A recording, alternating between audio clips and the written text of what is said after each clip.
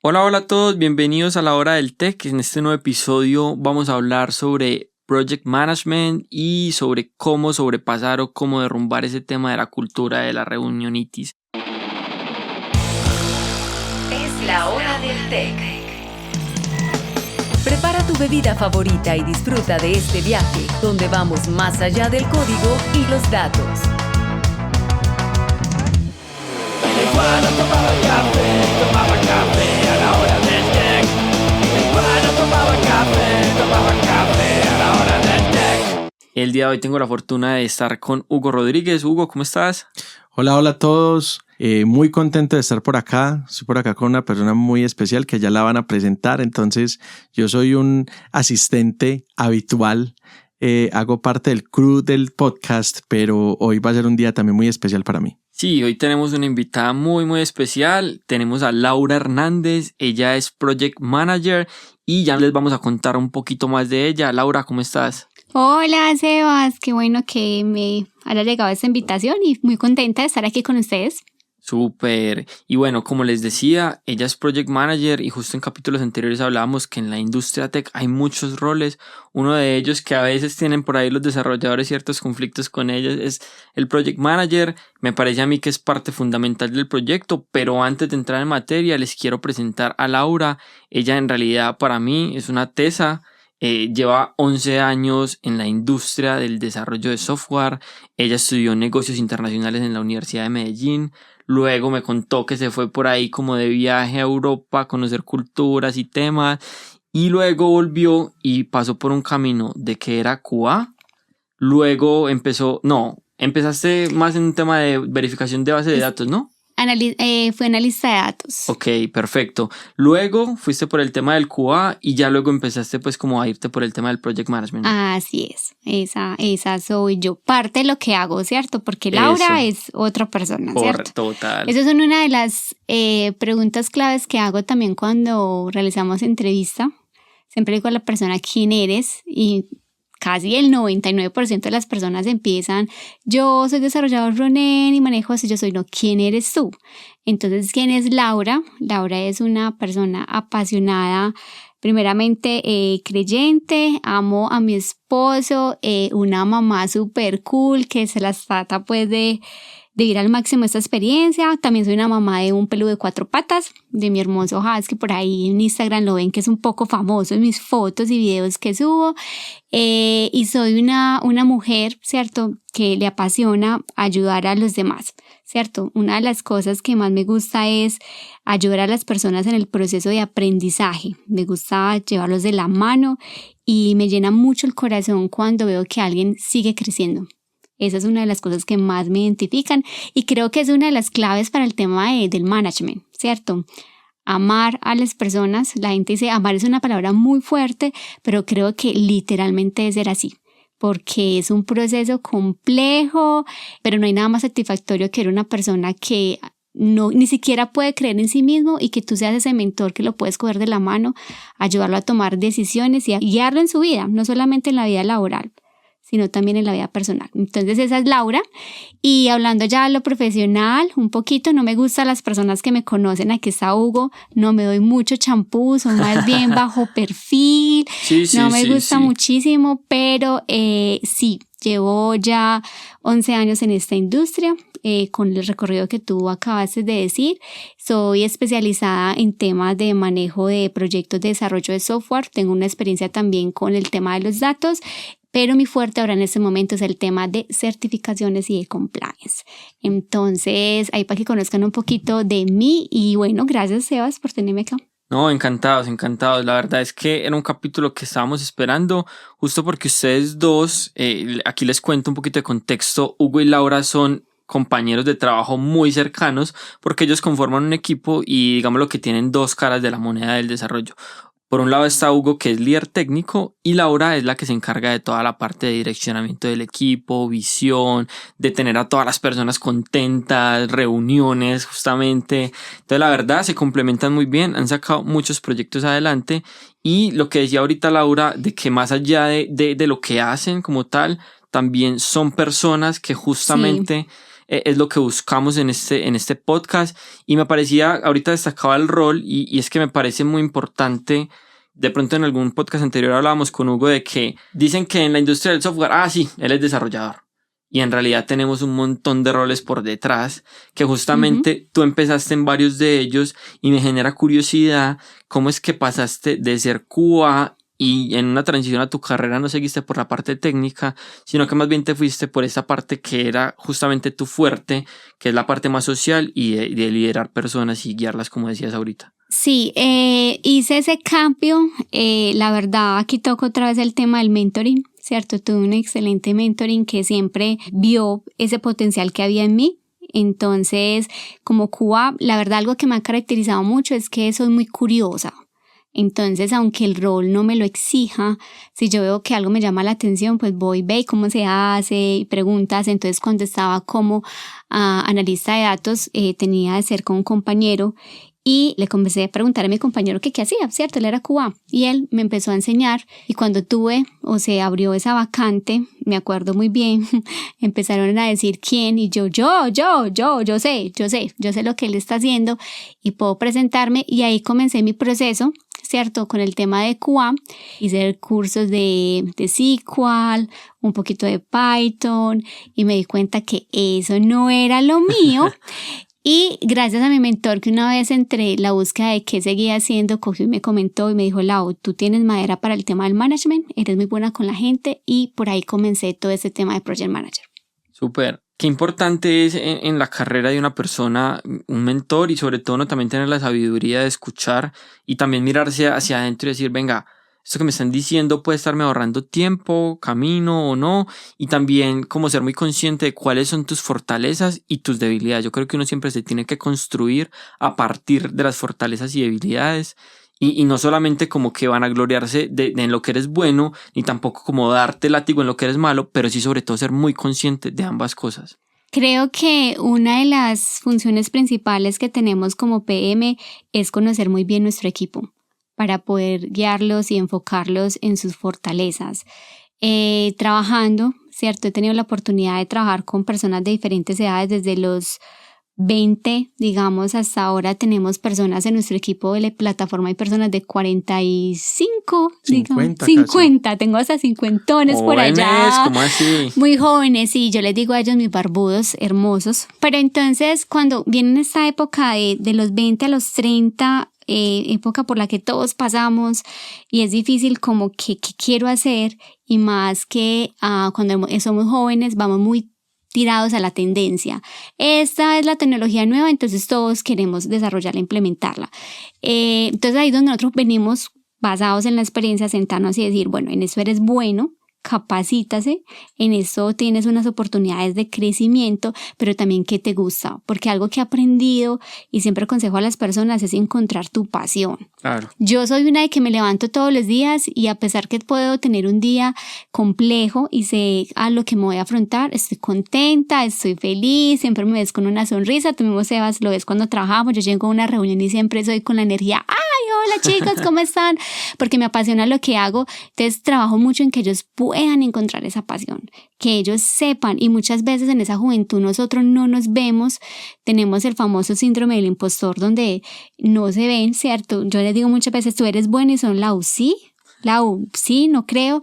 Entonces cuando tú puedes darles esa seguridad y catapultarlos a otra dimensión y que ellos puedan crecer en sí mismos, creo que es una tarea muy linda que he disfrutado mucho como PM en los proyectos. Y justo ahí fue donde te uniste con Hugo y empezaron esta relación muy provechosa, ¿no? Claro que sí, provechosa para las personas alrededor de nosotros y para nosotros mismos, porque yo aprendí, pues como decía ahorita Sebas, yo vengo del mundo técnico, yo soy desarrollador de software y normalmente uno no se mete en estos temas. Normalmente uno no va hasta la parte humana, no va hasta la parte de los soft skills, no va hasta la parte de el manejo de reuniones, manejo de personas. Y con Laura ha sido un proceso de crecimiento paulatino, porque a veces solamente se ven los resultados después de los años. Es un proceso paulatino y en el cual todos hemos crecido. Yo creo que no ha sido un camino de rosas porque... No, para nada. Porque nunca el camino pues es fácil, Pero en realidad al principio me contaban ustedes que tenían muchos problemas con el tema de, a medida que iban escalando el equipo, se volvía un tema de una reunión tras otra reunión tras otra reunión, que el tema de escalar no se estaba convirtiendo o transformando en ser más productivos. Sí, exacto. Yo recuerdo muchísimo un día que tuvimos reuniones desde las 7:30 de la mañana y recuerdo que era la 1 de la tarde y Laura me dijo que se sentía mal. Se sentía mal porque no había podido almorzar. Sí. Se sentía mal porque... Ni puede ir al baño. Sí, no había podido ni siquiera ir al baño. Se sentía muy exhausta. Y aparte de eso, Laura es casada, es madre de una hermosa niña. Entonces, Laura se levanta por la mañana, levanta a su hija y luego se sienta pues desde las 7:30 de la mañana a 8 a trabajar. Y era la 1 de la tarde y ella no había tenido tiempo para preparar nada. Entonces tengo hambre y no tengo comida. Claro. Sí. Entonces Laura, y aparte de eso las reuniones se seguían y los problemas se seguían y yo creo que ese fue como un punto en el cual nosotros nos miramos y dijimos tenemos que hacer algo porque esto no va a parar de crecer. Nosotros somos solucionadores de problemas por naturaleza, no van a dejar de tirarnos problemas para solucionar. ¿Cómo vamos a hacer para no enfermarnos en ese proceso de crecer? Entonces, ¿quién tomó hoy como la decisión de decir, venga, no, tenemos que hacer algo, o fue algo consensuado? Buen equipo. Siempre, la verdad, nos hemos caracterizado por tomar decisiones en equipo. Es muy, muy importante. Y tenerte rodeado de personas que quieran un cambio, ¿cierto? Entonces, siempre hemos sido muy privilegiados de tener una mentalidad muy grande y meterle a los retos. Entonces, cuando vimos que estábamos en ese hoyo negro, ¿cierto? Dijimos, bueno, no hay que hacer algo al respecto y nos pusimos en la búsqueda de algo que fuera diferente porque lo que había actualmente en el mercado no funcionaba, no aplicaba a nuestro proyecto. Y eso es un tema que me gustaría en otra oportunidad también poder hablar sobre eso, es que las personas cuando conocen esas nuevas metodologías se casan con una sola, pero la verdad tú tienes que conocer muy bien al equipo y tomar qué de cada una de esas nuevas frameworks que sale se adapta mejor a tu equipo, ¿cierto? Porque no los puedes encasillar en 4 paredes, sino que tienes que ser muy flexible y sobre eso habla el agilismo y la gente confunde el agilismo con agilidad o rapidez. Ay, ¿qué es el agilismo? Las cosas más rápidas. No, error, ¿cierto? El agilismo es la capacidad que yo tengo de adaptarme a los cambios, ¿cierto? ¿Cómo me adapto? ¿Qué flexibilidad tengo? Que es algo que no nos permite lo que es lo famoso, un ejemplo, el waterfall, ¿cierto? Que no lo permite. Entonces, siempre esa mentalidad. Y busco mucho también en el tema cuando hacemos contrataciones para mi equipo, una de las preguntas más claves que Hugo y yo hacemos en las entrevistas que van por debajo es preguntas claves que nos permita a nosotros poder conocer si la persona se puede adaptar fácil a esa flexibilidad que nosotros necesitamos. Por ahí tenemos una historia de una persona en llamada que casi se transforma cuando le pedimos que qué pasaría si tuviera que hacer tal tarea. Y por eso muchas veces pues no pasan los procesos porque se muestran muy rígidas y necesitamos mucha flexibilidad. Él iba a ser contratado para el equipo de frontend y Laura le dijo, ven, si de pronto algún día se presenta la oportunidad de que tienes que apoyar el proceso de pruebas para poder hacer una salida a producción, ¿tú cómo te sentirías en ese caso? Y él no dijo nada. Es más, yo creo que él la sintió como diciendo normal, pero casi se cae de la silla y nosotros dijimos, ok. Su mente dice una cosa y su boca está diciendo otra. Entonces ahí es muy importante porque nosotros estábamos construyendo un equipo que fuera muy flexible, que fuera muy adaptativo. Entonces nos interesaban mucho estas personas que tuvieran la capacidad de desempeñar múltiples roles, así en el papel o así en su carrera dijera, no, eso no lo hago yo. Además que viera a los miembros del equipo por igual. Porque, no sé, también algo que traigo a colación de estos años de experiencias es que por muchos años el equipo de QA fue subestimado. Ay, no, pues QA, o sea, yo soy desarrollador, developer, o sea, aquí, pero tú allá. Y lo viví en persona, porque como les dije, fui QA, ¿cierto? Entonces, como viví ese proceso, yo dije, no, todos somos importantes en el proceso del ciclo de desarrollo de software. Entonces, hay que quitar esa barrera y me gusta mucho que la gente sea flexible. Y ya ahora pues tenemos un equipo muy maduro, pero volviendo hace 3 años o 4 años atrás, nosotros barríamos, trapeábamos, acudíamos, yo era PM, era QA, eso hacíamos. ¿Qué no hacíamos, Hugo, cierto? De todo nos tocaba. Por Dios, eso era muy difícil porque nos tocaba asumir roles que incluso se salen de los roles normales del equipo. Nos tocaba hacer las veces de product owners, nos tocaba hacer las veces de stakeholders, nos tocaba hacer las veces de product managers, tomar decisiones en el equipo y luego llevárselas. Entonces era muy difícil poder orquestar todo eso. Y yo creo que ahí es el momento en que Laura y yo nos miramos y decimos, tenemos que hacer algo. Tenemos que empezar a buscar qué hacer. Y aparte de eso, tenemos que buscar una forma en la cual el equipo no dependa tanto de nosotros. Que esa fue una de las decisiones más difíciles, porque cuando tú, digamos que no has tenido en tu vida o no has aprendido de una persona un proceso de delegación efectiva, es más, en la cultura colombiana eso, digamos, es muy temido porque la gente piensa que si yo delego, básicamente les estoy entregando mi trabajo, entonces ya me van a echar. No. Entonces yo no le puedo enseñar al otro lo que yo sé, yo no le puedo enseñar todos los truquitos que me llevaron a mí a llegar al lugar que estoy, pero nosotros digamos que entendimos que si no había una delegación efectiva no se podía lograr nada y empezamos a buscar soluciones. Y programaron una reunión para hablar de...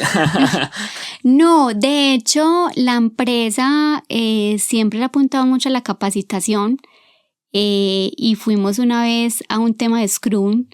Hugo y yo, la verdad, fuimos, pero ya estábamos cansados como de toda esa teoría y ponerlo en práctica. Siempre digo, Scrum es muy fácil en el tema teórico, tú lo puedes leer, el manifiesto, ágil y tal, pero aplicarlo es el reto. Entonces me acuerdo que una vez Hugo y yo estábamos allá con un equipo y los dos siempre muy amigos dijimos, no, metámonos a esta reunión que está un loco allí. Vamos a ver qué sale, qué dice. Y nos sentamos y empezó a hablar sobre un modelo, se llama Unfix Model. Y cuando escuchamos de qué era lo que se trataba, Hugo y yo nos codeamos y dijimos, Dios mío, se nos ha revelado. Ha llegado el Espíritu Santo a nosotros, la luz divina, y vamos a hablar sobre eso. Y después de esa reunión comenzamos comenzamos a planearlo. Pero no fue fácil. No fue fácil. Incluso no nos conformamos con ese evento, nos hablaron de Unfix, empezamos a estudiarlo, pero de nuevo lo que decía ahorita Laura, ningún modelo, ningún framework, ningún marco de trabajo que esté allí escrito, por más bonito que sea, se puede aplicar inmediatamente a tu equipo. Entonces nosotros empezamos a decir, bueno, esto se puede aplicar, esto no, esto yo lo haría así, esto yo lo haría así. Y entonces se nos ocurre la idea de, ¿por qué no vamos a un evento internacional? A ver, aparte de lo que se piensa en Colombia, ¿por qué no vamos a ver cómo se hace en otros países? Ahí se unen los puntos solitos. Lo que hablabas al principio de que conocer nuevas culturas, diferentes perspectivas y salirnos de lo que ya estaba tradicionalmente acá. Pero entonces ahí me queda como la reflexión, es que identificaron que estaban teniendo demasiadas reuniones y siendo un poco ineficientes por el tema de la metodología puntualmente. Sí. Y podemos profundizar un poco más de eso. También se da cuando Source Meridian, o la empresa actualmente que estamos, o los proyectos que hay, tuvimos un crecimiento súper acelerado en pandemia. Nosotros éramos un equipo de 12 personas y en cuestión de 2 años nos volvimos casi 40 personas. Entonces empezamos a mirar que lo que nos funcionó siendo pequeños no nos daba ya siendo grandes y empezamos a mirar cómo vamos a empezar a cambiar eso. Y es el tema de las reuniones, ¿cierto? A los desarrolladores les da súper duro. Inclusive ya que está muy controlado, tenemos ceremonias ya establecidas, reuniones fijas. Aún así, yo puedo decir, tenemos reunión y todos son por el interno. Caritas, Lau, por favor, Lau, qué tiempo para hacer el código. Pero creo que lo hemos logrado establecer y se ha notado el cambio. Entonces, ¿qué hicimos nosotros? Empezamos netamente a tratar de implementar la metodología, pero nos fuimos más allá. Empezamos a hacer un estudio y nos dimos cuenta que realmente uno de los grandes issues que teníamos era el tema de la planeación y cómo se nos entregaba el requerimiento del producto. Entonces, si nosotros no teníamos un buen entendimiento para qué era el producto, cómo se iba a vender, qué revenue le iba a dar ese producto a la empresa para la cual nosotros trabajábamos, entonces cómo podíamos nosotros aportar.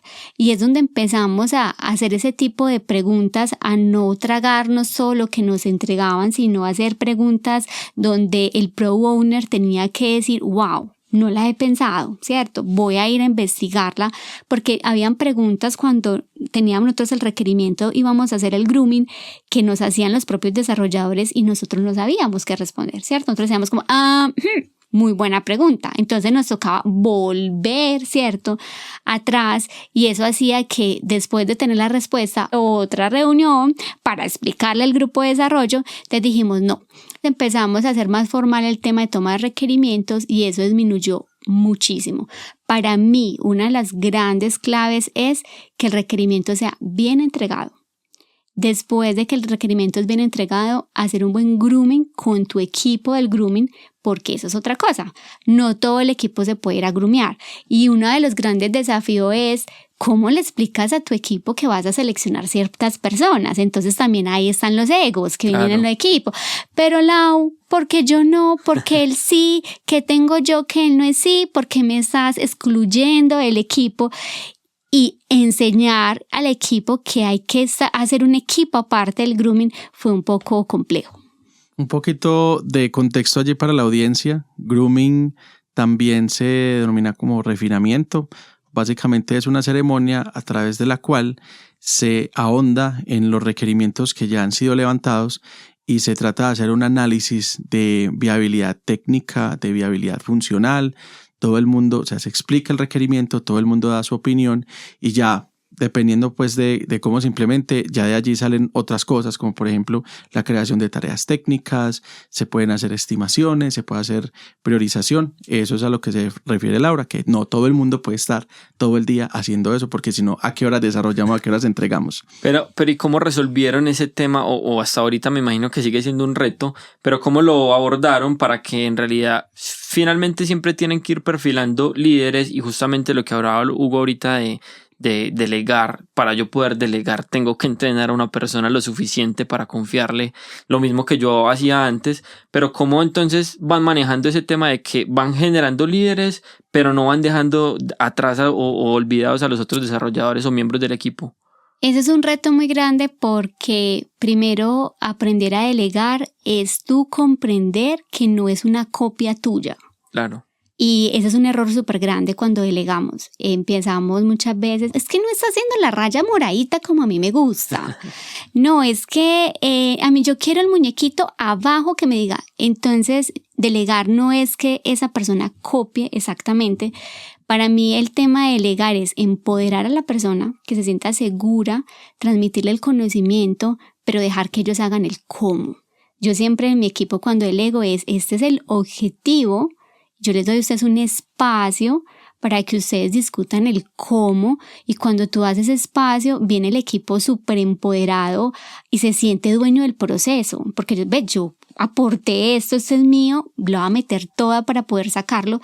Entonces es muy importante saber eso porque cuando queremos tener copias es cuando empezamos a decir, uno le damos la oportunidad a la gente a que entre en el proceso y ya en un mes o 2 meses estamos diciendo no me sirve, no quiero entrar a otra persona, no es un buen líder porque es que no está haciendo la línea moradita que yo quiero. Y eso que Laura acaba de mencionar se empezó a ejecutar en todos los roles. Entonces empezamos a decir cómo hacemos delegación efectiva a nivel de project management, cómo hacemos delegación efectiva a nivel de liderazgo técnico. Entonces básicamente, y volviendo al modelo de Anfix, se crea un equipo que se llama el equipo de facilitación. Y ese equipo de facilitación es algo muy especial porque es básicamente aplicar el know-how de Source Meridian en el éxito que ha tenido con sus proyectos. Y digo Source Meridian porque esto yo no lo he visto en ninguna otra empresa. Y es, vamos a combinar el rol de management con el rol de QA manual, QA funcional. Vamos a combinarlo en uno y es porque en Source Meridian existe una teoría, no es una teoría, yo creo que es una verdad universal dentro de la empresa y es que tú no puedes ser project manager si no entiendes funcionalmente tu producto. Y la mejor forma de entender funcionalmente tu producto es interactuando con él, probándolo. Y si tienes la responsabilidad de ser un filtro de calidad antes de que el cliente lo pruebe, con mucha más responsabilidad y seriedad lo haces. Entonces se crea este equipo de facilitación, que es esa combinación que yo creo que tiene cositas de también en el mercado de Scrum Master, ¿cierto? Combina varias cositas. Cuéntanos un poquito más de ese equipo de facilitación. Coordinación de proyectos.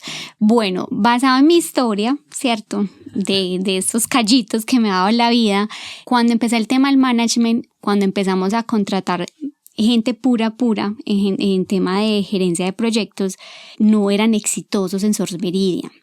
Y yo me di a la tarea de decir, ¿pero qué pasa? Porque hay cosas técnicas que, por ejemplo, personas como yo y otra personita en la empresa que veníamos de un mundo de QA y pasamos al management, somos exitosas y las demás personas no lo son. Y nos dimos cuenta es que cuando no se tiene el tema de la manualidad, ¿cierto? De ir a probar la funcionalidad y de conocerla, pasan dos cosas fundamentales. La primera es que mis lindos desarrolladores, aquí Huguito me va a apoyar, ellos nos miden, ¿cierto? ¿Qué tanto el PM conoce y sabe sobre la parte técnica?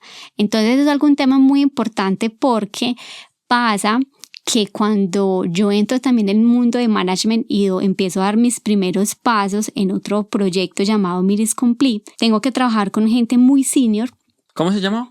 Miris Complete. Era un proyecto también de Source Meridian que trabajaba acerca de una agencia de viajes. Okay.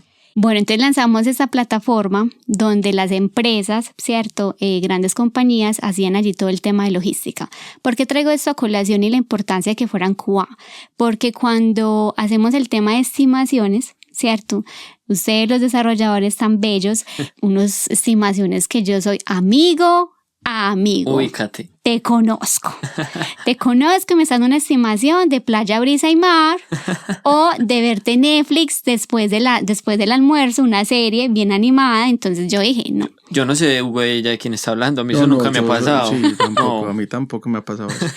Entonces, a medida que yo ya sabía conocer un poco más del tema, la parte técnica, que se podía demorar, estar pendiente, como QA, cuando entregaban, cuando no, porque en el proceso de desarrollo, cuando se termina un ticket, después de pasar un code review, pasa al equipo de QA. Entonces yo siempre fui muy pila y decía, bueno, aprendí a conocer si va a desarrollar un endpoint o si más o menos es esto lo que está trabajando. Ya en mi cabeza había una estadísticas, por así decirlo, demora 2-3 días. Entonces yo ya cuando venían los chicos a decirme ese tema de estimaciones, le decía, yo no nací ayer, amigo. No nací ayer y déjame decirte, obviamente de una manera muy profesional, le decía, ¿estás seguro? Sí, más bien te voy a dejar hasta que hoy pienses con la almohada de la noche y mañana volvemos y retomamos porque no estoy de acuerdo con esa estimación que tú me estás dando, por ejemplo. Entonces sirvió muchísimo esa combinación de lo que era el tema de facilitadoras con QA para poder traer al tema de management la parte técnica y permitir a nosotros conocer un poco más esta parte y tomar decisiones. Y aparte de que permitía un mejor entregable del producto como tal, también permitía, creo que, liberar a las personas o a los desarrolladores como tal de las reuniones, ¿no? Exacto, porque entonces, ¿qué pasa allí? Se crea este equipo de facilitadoras y este equipo de facilitadoras son las representantes de la parte de management. ¿Eso qué significa? Que la Project Manager ya no necesita estar allí en los detalles, ¿cierto? Entonces allí hay un rompimiento porque tradicionalmente la Project Manager estaba en todas las reuniones, absolutamente en todas, con el cliente, con el desarrollador, con el equipo de QA, todas. Y a partir de allí entonces se crea una cosa que se llama como eso sería la corriente de entrega de valor. La corriente de entrega de valor en Anthix básicamente es un concepto que te dice, tú perteneces a un equipo y perteneces a un equipo temporal para cumplir un objetivo específico. Y ese equipo, Anthix tiene mucha terminología que tiene que ver con la navegación, entonces habla de capitanes, habla de tripulación, entonces lo que dice es que esa tripulación que vaya en esa misión específica debe de tener un capitán. Normalmente ese capitán es un líder técnico, ¿cierto? Entonces ya también empieza a haber delegación en la parte técnica. Entonces en ese momento existíamos 2 líderes técnicos, uno en el frontend y el otro en el backend, pero empezaron aquellas personas que estaban allí esperando una oportunidad, que por cosas de la vida no se les había dado, empezar a liderar proyectos pequeños, específicos, y aparte de eso que se crearan equipos dinámicos. Entonces, dependiendo del requerimiento, yo necesito un backend, yo necesito un front, o yo solamente necesito back porque esto es un requerimiento netamente para modificación de la API, y yo solamente necesito a alguien de automation, no necesito QA manual, en fin. Cada requerimiento se le empezó a hacer un análisis y se empezó a crear un equipo dinámicamente con un capitán, con un facilitador, con una tripulación, y se empezó a delegar mucho. Y a partir de allí, lo que se conoce en agilismo como las llamadas diarias, ¿cierto? Las stand-up calls, ya los líderes técnicos dejamos de estar en esas llamadas y ya solamente se tenía una llamada, porque antes de eso, no habíamos hablado de esto, antes de eso se tenían unas llamadas, unas stand-up calls de 1 hora. Sí, Dios internas. mío. Y aparte de eso, que eso es una blasfemia, el que sepa de agilismo irá por allá, pero por Dios, ¿qué es eso? Y aparte de eso, falta la reunión diaria con el cliente. Entonces era más o menos 1 hora y media de reunión diaria, Sí. todos los días, solamente para coordinar el trabajo. No, ¿y a qué horas trabajaban? Esa es una muy buena pregunta. No, y aparte de eso, esas reuniones eran muy extensas, la gente se dispersaba. Entonces notábamos que salíamos de la reunión y empezaban por el interno. Lau, ¿nos podemos reunir? Es que no me quedó claro eso. Lau, y yo era, pero lo hablamos en la llamada, dimos el espacio, ¿por qué no colocaron? Entonces, la verdad, perdíamos toda la mañana. Ahí justo que mencionas esta preguntita por el chat, por Slack, cualquier chat que sea, de podemos tener una reunión. ¿Cómo dices tú, esto da o no da para una reunión? La verdad, a todos nos encanta la llamada porque nos da pereza escribir, ¿cierto? Como que, ay, no, de aquí que yo escriba todo lo que quiero en 5 minuticos, pues salimos de la reunión. Pero me puse súper estricta con ese tipo de cosas.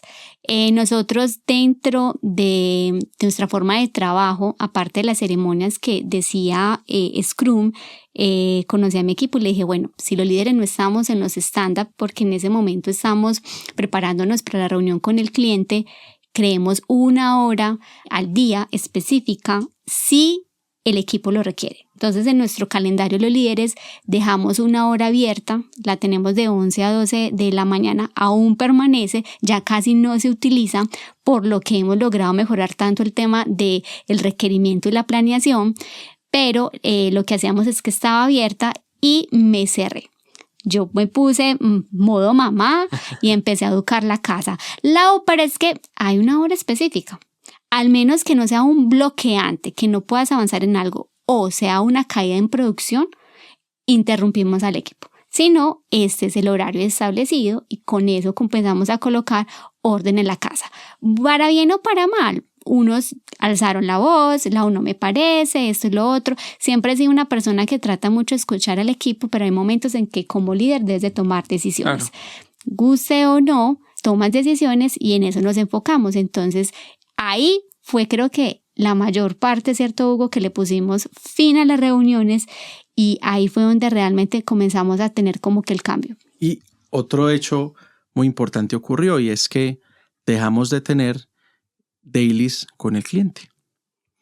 Dejamos de tener dailies con el cliente y dijimos, si vamos a trabajar como realmente trabajan las empresas grandes, porque por eso es que mencionamos todas esas, el viaje y las conferencias, y es realmente al cliente uno ¿qué le hace? Uno le hace una entrega. Claro. ¿Cierto? Entonces vamos a reunirnos con el cliente cuando tengamos algo que mostrarle.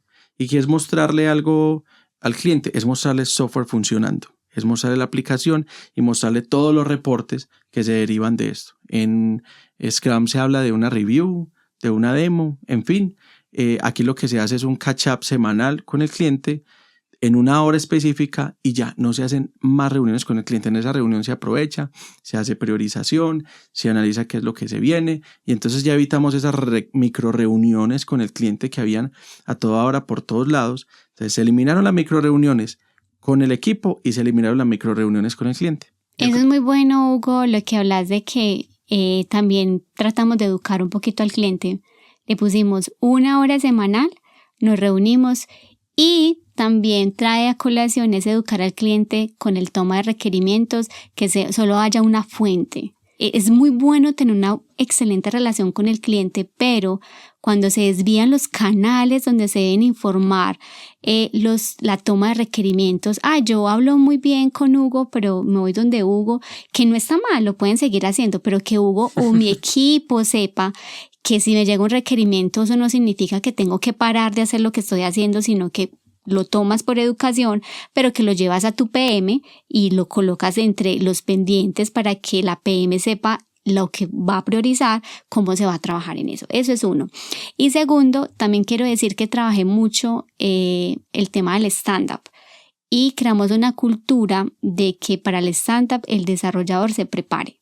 Pero es como pensar, analizar y concientizarse. Yo al stand-up debo estar preparado. ¿Qué voy a decir? ¿Qué dudas me dieron de ayer trabajando en aquel ticket que tenía asignado? Y cuando ya mi equipo aprendió sobre eso, los stand-ups cambiaron y ya no era algo robot. Trabajé en el ticket 1524, ¿cierto? Sino que iban a cosas más profundas y fue mucho más satisfactorio ese tema del stand-up de cómo hacía el catch-up el equipo. Definieron roles muy diferentes. Blindaron al equipo como tal de desarrollo, digámoslo que lo cobijaron por alguien que da la cara por ellos, que son los líderes técnicos, y cada una de esas mini tripulaciones que también tienen un líder, a su vez empoderan personas, los hacen owner de los proyectos, y aparte también pusieron muy definidos en sus calendarios tiempos que son como de open office para poder resolver dudas. Le dieron un poquito más de orden al Scrum y ya con eso, ¡voilà! Fórmula secreta. Sí, eso fue, pues suena muy fácil, ¿cierto? Cuando tú lo dices así y lo resumes, uno dice, sí, como suena de bonito, pero la verdad es que todos esos pasitos se fueron dando paulatinamente e incluso el día de hoy todavía se siguen haciendo mejoras a la metodología, todavía se siguen aplicando cosas que de pronto en el mercado están por allí, pero que sirven o no sirven. Por ejemplo, ya después de que se solucionó todo ese tema de la reunionitis, trabajemos el tema de la estimación, que eso es otro tema que causa que existan muchas reuniones. Entonces, estandarizar la estimación, ya no estamos hablando del requerimiento, ya no estamos hablando de cómo lo voy a hacer, sino yo ya sé cómo lo voy a hacer, pero ¿cuánto me voy a demorar? No tengo idea. Entonces, esa parte también, en estos momentos el equipo está trabajando fuertemente en estandarizar el tema de la estimación, que yo creo que ya eso está catapultando al equipo a un siguiente nivel, y es que cuando ya el equipo tiene una velocidad, tiene una madurez y puede ser mucho más efectivo con sus estimaciones, ya a partir de allí, yo incluso no sé a partir de allí qué sigue.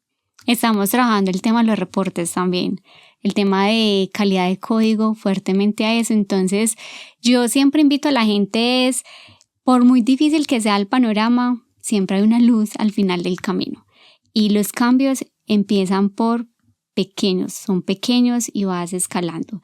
El mayor cambio yo siempre digo, cambia un poquito tu metodología y después de ahí el proyecto te va permitiendo, ¿cierto? Te permite seguir aplicando cosas nuevas que van a hacer que el proyecto tenga mejores estándares de calidad.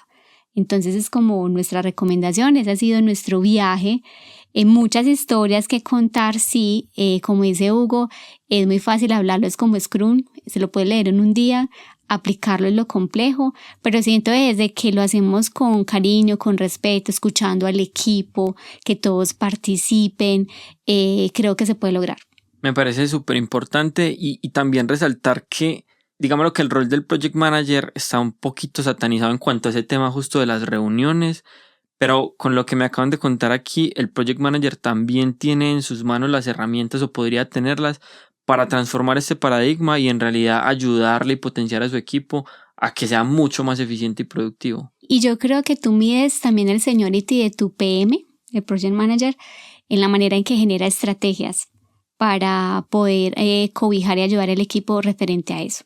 Yo creo que esa es una de las skills más difíciles a veces de adquirir, porque como te digo, no solamente es decirlo, es el respeto, que la gente promueva a la gente al cambio, que se adapte, que sigan contentos, o sea, eso involucra muchísimas cosas, pero sí, a veces los PM somos como ¿cómo se diría? Como los malos del paseo porque vinimos a poner orden en la casa, pero es nuestro trabajo y me parece que es muy fundamental nuestro rol en el tema de los proyectos. Sí, y además, particularmente allí, si tú quieres, y volviendo al tema de las reuniones, si tú quieres que tu PM sea efectivo, como le decía Laura, para que pueda generar estrategias, tú tienes que sacarlo de lo táctico y de lo operativo. Uh-huh. Entonces el día a día le pertenece al que hace, pero la visión, la proyección hacia el futuro la tiene que dar el PM desde lo estratégico, Exacto. permitiéndole, dándole el tiempo en su día laboral, no por la noche, ni los fines de semana, ni los festivos, en su día laboral, en su horario laboral, permitirle pensar acerca de esas cosas. Me parece muy teso lo que mencionabas del seniority y de los project manager, porque yo creo que uno como técnico, uno tiene más fácil o más trazada una ruta de crecimiento y sobre todo los skills que tiene que trabajar. Muchos de ellos son hard skills y algunos son soft skills, que son los que luego te permiten ser líder, pero para un PM es casi que 90-10 o 80-20 y casi que todo es soft skills y bien difícil que son de trabajar las soft skills. Mira, Sebas, te digo algo, trabajamos en un mundo muy técnico, entonces cuando dicen, pero no es técnica, ¿qué puedo aportar? Y lo que pasa es que Hugo y yo somos tan buen equipo es porque él da toda la parte técnica, me apoyo en él, pero por ejemplo los chicharrones de yo no me hablo con aquel. Es que aquel me miró feo, es en serio, y no me gusta, es que yo quiero proponer esto y mi líder técnico del área no me lo está probando y cómo yo hago, es muy complejo. Y con el tema que estabas tratando de los PMs, leer acerca de PM la verdad es sencillo, ¿cierto? Es sencillo, es más, la certificación no es fácil, ¿cierto? Pero hay un manual gordo de Biblia, lo puedes leer, te puedes certificar. Para mí, el seniority de una PM lo da los años y la experiencia y el tipo de proyectos en los cuales has trabajado. Es muy diferente trabajar para un proyecto de una agencia de viaje, es muy diferente trabajar en un proyecto de desarrollo de software, es muy diferente trabajar en un proyecto de datos. Todos te tienen, ¿cierto?, retos y también en el tipo de personas que lo conforman. Muchas personas dirán, a mí me da mucha risa porque dicen, ay no, para nuevas contrataciones, yo solamente quiero seniors. Que los seniors, porque ellos vienen, saben qué hacer, sí, en la parte técnica sí, pero son los más difíciles de trabajar en la parte del ego, porque se creen el ombligo del mundo, el universo, tienen muchos egos, ¿verdad? Para que está Hugo riéndose, tienen muchos egos, entonces saberles llegar a ellos y que te escuchen es un reto de todos los días. Por allí escuché hace poquito un meme que decía, después de 5 años en Project Management me di cuenta que mi labor era 10% management y 90% haciendo babysitting de adultos. Y sobre todo en este tema de tenemos que ser productivos, tenemos una presión, dediquémonos un ratico a organizar la casa como dijo Lobo ahorita, miremos a ver cómo hacemos para que tengamos las reuniones que son, para poder tener el flujo de trabajo correcto y ahí sí podemos empezar a hablar. Creo que en ninguno de los capítulos anteriores habíamos abordado el rol como tal de los project manager, que en serio es fundamental. También el tema de cómo podemos disminuir ese tiempo de las reuniones. Ahí les quedaron varios tips, anoten. Y en serio, no somos roles enemigos, tenemos que ser roles amigos. Y esa es la manera en la que llegamos mucho más lejos con productos de más calidad y en el tiempo también que se espera, sin lo muy importante lo que dijo Hugo, sin tener que quedarnos hasta las 11 de la noche o los fines de semana, que creo que también es algo que sucede bastante. Sebis, ahí para terminar quiero dejar algo que se volvió una frase muy personal, yo creo que Hugo la conoce, es el tema, yo siempre le digo a las personas, todos somos estrellas, todos somos diferentes y tenemos unas cualidades y valores que yo los admiro, pero ¿qué seríamos de nosotros solos en el cielo? Un puntico, ve qué lindo, pero desapercibido, que tú nunca te pararías a sentarte a mirarlos en una noche estrellada, pero si ese conjunto de estrellas deciden trabajar juntos, ¿cierto? Y conformamos una galaxia, las galaxias son hermosas, todos las ven, todos las miran, entonces mi lema siempre para mi equipo es, seamos galaxias. Todos somos estrellas, junticos, creamos una linda galaxia donde la gente nos pueda mirar nuestro trabajo y podemos ser ejemplo para los demás. Entonces aquí les dejo mi lema con el cual motivo siempre a mi equipo. Magnífico, o sea, ya a partir de hoy no voy a volver a hacer ningún outro de este podcast porque ya nunca lo vas a superar. Nunca voy a llegar a una reflexión tan hermosa. Y bueno, no, esperamos que les haya gustado mucho este episodio. Muchas gracias a Laura por acompañarnos, de verdad que fue muy bonito tener una perspectiva diferente a la que usualmente tenemos aquí, pero justamente esa es la idea de este podcast, mostrar a todas las personas que están detrás de la industria del software. Gracias, si me invitan por aquí estaré de nuevo. Claro que sí, y a Hugo que aquí siempre está acompañándonos desde el lado técnico, nuestro maestro. Muchas gracias a todos y gracias por tenerme. Recuerden escribirnos en las redes sociales de Source Meridian, en el sitio web. Estaremos muy pendientes de qué quieren escuchar, con quién quieren que hablemos y nos vemos en el próximo episodio de La Hora del Tech. Saludos. El iguana tomaba